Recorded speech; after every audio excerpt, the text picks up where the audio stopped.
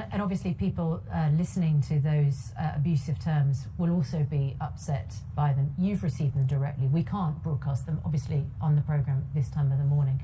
But it's a sign, isn't it, that when you hear those terms, it's unbelievable that you are receiving them so regularly. Why is it not being stopped? Well, I mean, the first thing to say is there's always been racist abuse out there, but when I was a new MP 30 years ago, if you wanted to abuse an MP, you had to literally write a letter, put it in a post box. Now you just press a button, and that's why you're getting thousands of this abuse. I think the real problem is anonymity, and the real problem is that Twitter isn't doing enough.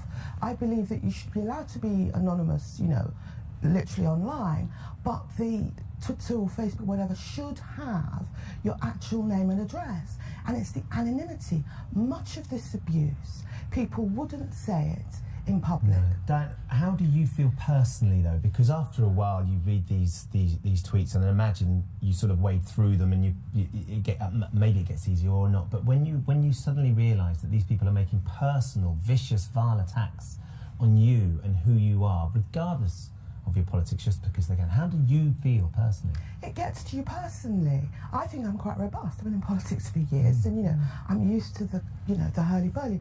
But it's very undermining. It's very humiliating, and it gets so you almost don't want to go online in the morning. You don't want to go on Twitter because you know what you're going to see. And in fact, for long periods of time, I don't go on Twitter because I know what I'm going to see. Well, I can imagine that there are a number of people, especially those who don't regularly use social media, who think, well, just avoid it. What is the compulsion to use social media for MPs, and how easy or difficult would it be just to think, well, I don't need to see that, so I'll just log off? Well, you've got to remember, it's not just Facebook and Twitter, it's email and actual letters. And with email, my staff and I have to open it because you don't know. It's, you know, your constituents are in touch with you all the time. So you just can't not look at your email.